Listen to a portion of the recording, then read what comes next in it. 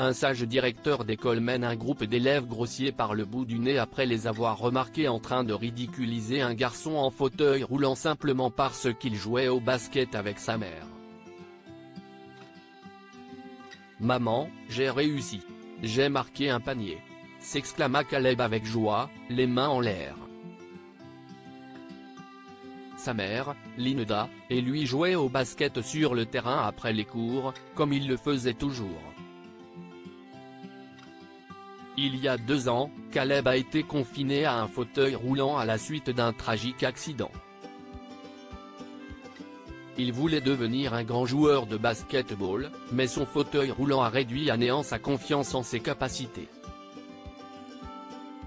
« Je ne pourrai jamais être ce que je veux, maman », a-t-il dit un jour à Linda. «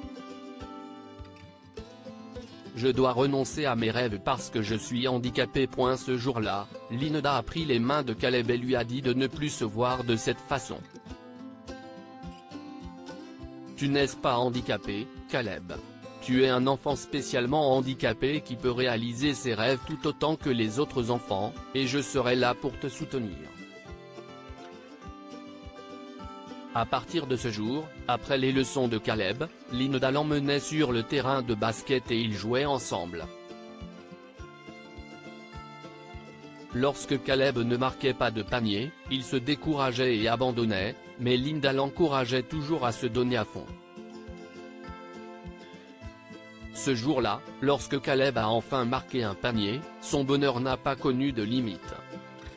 « J'ai réussi, maman. Enfin », cria-t-il, ravi. « Je l'ai vu, chérie. Tu vois, je t'avais dit que tu pouvais le faire. Je suis tellement fier de toi. Essayons. » Une voix lui coupa la parole. « Ne te fais pas trop d'illusions, minable. Tu es un infirme, et tu seras enfermé dans cette sale chaise roulante pour le reste de ta vie. » Le sourire de Caleb disparut lorsqu'il remarqua un groupe de garçons de sa classe qui se tenaient près de l'entrée du terrain. « Ce jeu n'est pas fait pour les perdants comme toi, Caleb », s'exclama un autre. « Va dans ta chambre et joue plutôt à des jeux de société. Et qui êtes-vous pour dire à mon fils ce qu'il doit faire ?» répliqua Linda.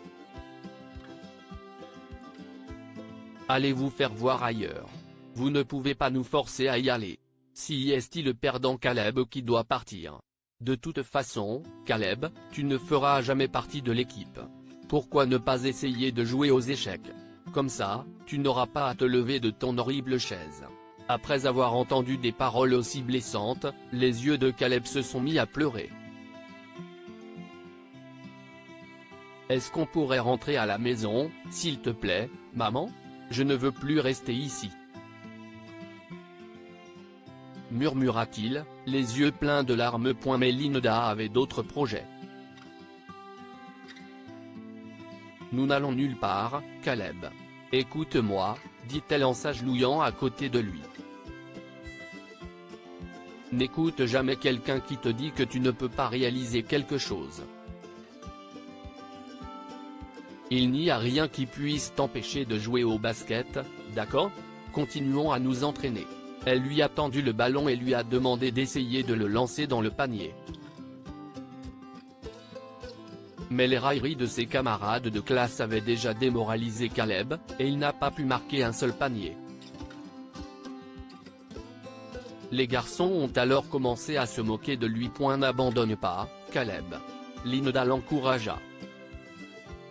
« Tu l'as déjà fait et tu peux le refaire. » Et lorsque Caleb a réessayé, il a fait atterrir le ballon dans le cerceau. « Ouh, bravo !» s'écria Linda en le serrant dans ses bras.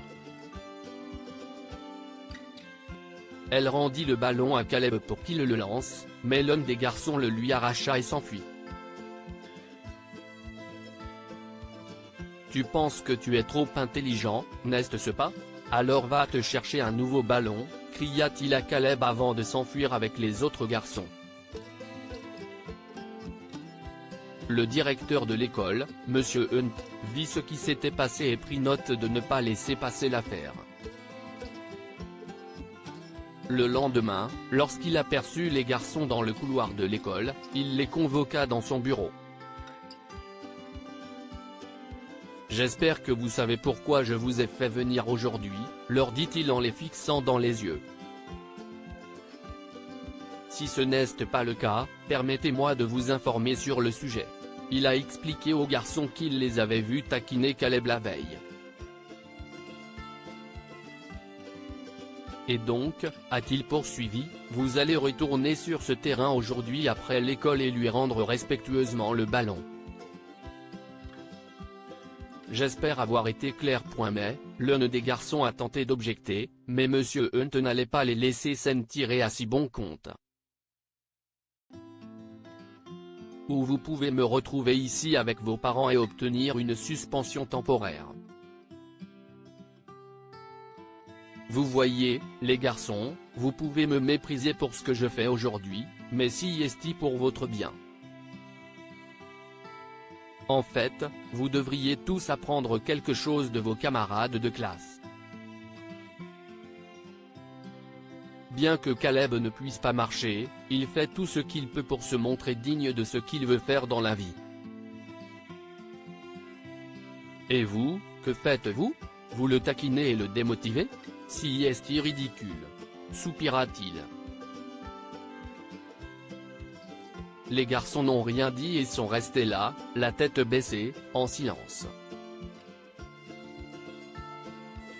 Monsieur Hunt les a informés que leur punition ne s'arrêtait pas là. Aussi, a-t-il ajouté.